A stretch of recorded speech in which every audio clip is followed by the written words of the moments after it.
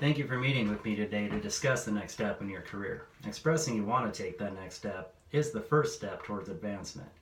Now, let's identify some of your strengths and some of your weaknesses so we can find out what you're good at and find out what you're going to need to work on before we can take you to that next level. A few things that I consider are your strengths are that you move with a sense of urgency, which really shows you want to get the job done and care about what you're doing. It can also help motivate your coworkers to move faster as well. Also, you rarely call in sick or miss shifts for any reasons. Reliability is a very important attribute to have on our management team.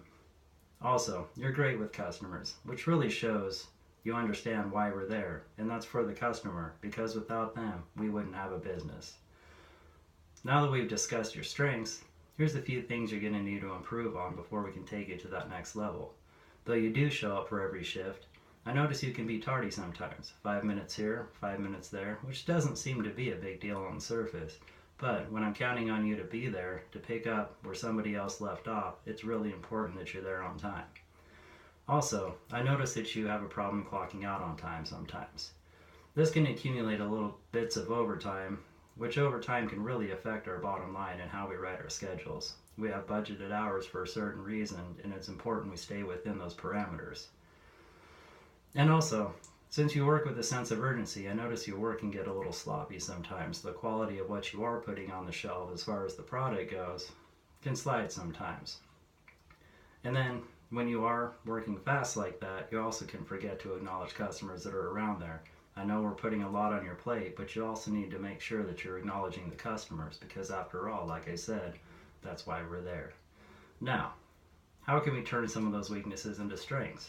First off, to get to work on time, you can set your alarm earlier.